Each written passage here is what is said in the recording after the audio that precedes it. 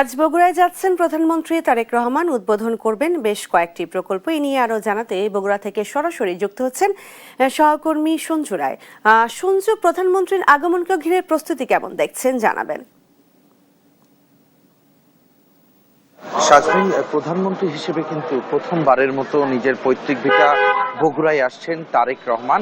সকাল 7:30টার দিকে পাওয়া তথ্য অনুযায়ী তিনি কিন্তু ইতিমধ্যেই গাজীপুরের কালিয়াকৈর এলাকা পার হয়েছেন এবং সকাল 10:30টার মধ্যেই বগুড়া সার্কিট হাউসে তার পৌঁছানোর কথা রয়েছে এবং তিনি কিন্তু বগুড়া পৌঁছেই আধা ঘন্টা বিশ্রাম নিয়েই সবার প্রথমে কিন্তু আসবেন বগুড়ার এই আদালত প্রাঙ্গণে। এইখানে আইনজীবীদের জন্য বার সমিতির যে নতুন ভবন, সেই ভবন উদ্বোধনের পাশাপাশি অংশ নেবেন এখানে জেলা ও দায়রা জজ আদালতের যে কনফারেন্স রুম আছে সেইখানে তিনি একটি সভায় অংশ নেবেন এবং আইনমন্ত্রী মোহাম্মদ আসাদুজ্জামান এমপির সভাপতিত্বে বগুড়া থেকে সারা দেশে বেইল বন্ড সিস্টেমের উদ্বোধন কিন্তু তিনি ঘোষণা করবেন এবং বেইল বন্ড যেটি কিন্তু আজকে বগুড়াতে যে কয়টি কর্মসূচি তিনি রেখেছেন তার মধ্যে অন্যতম একটি কর্মসূচি হিসেবেই কিন্তু বিবেচনা করা হচ্ছে। বগুড়ার আদালত চত্বরে কিন্তু প্রধানমন্ত্রীর আগমনকে ঘিরে আইনজীবীদের মাঝে কিন্তু আমরা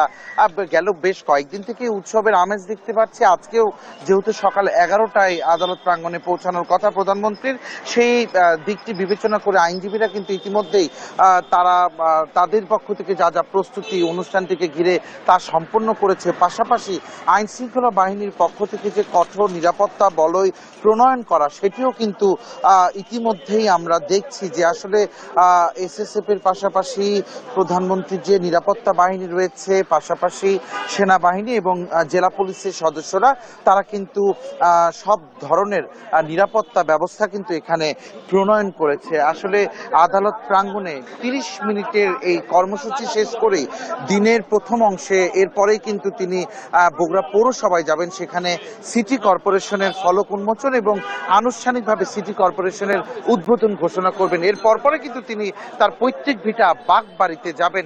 আসলে এই যে যে কর্মসূচিগুলো রয়েছে, যেমন আইন বিভাগের সাথে সংশ্লিষ্ট এই কর্মসূচিটি শুরু থেকে সমন্বয় করেছে আইনমন্ত্রী নিজেই। একইভাবে সিটি কর্পোরেশন ঘোষণার যে কর্মসূচি সেটা যেমন স্থানীয় সরকার প্রতিমন্ত্রী, আবার ফ্যামিলি কার্ড বিতরণের যে কর্মসূচি রয়েছে তা কিন্তু বগুড়ায় থেকেই সমন্বয় করেছে সমাজ কল্যাণ মন্ত্রী এবং প্রতিমন্ত্রী। প্রতিটি দপ্তর, প্রতিটি মন্ত্রণালয়ের যারা কর্তা ব্যক্তিরা রয়েছে তারা কিন্তু তারা চেষ্টা করেছে প্রধানমন্ত্রীর আগমনকে ঘিরে যে কর্মসূচিগুলো তা যেন সুন্দরভাবে সমন্বয় করা সম্ভব হয়। সকলের প্রত্যাশা যে প্রধানমন্ত্রী আসলে সুষ্ঠুভাবে একদিনের এই সরকারি সফর সুষ্ঠুভাবেই সম্পন্ন হবে। শাজমিন, বগুড়ার আদালত প্রাঙ্গণ থেকে প্রধানমন্ত্রীর আগমন ঘিরে এখন পর্যন্ত আমার কাছে এটি ছিল সর্বশেষ।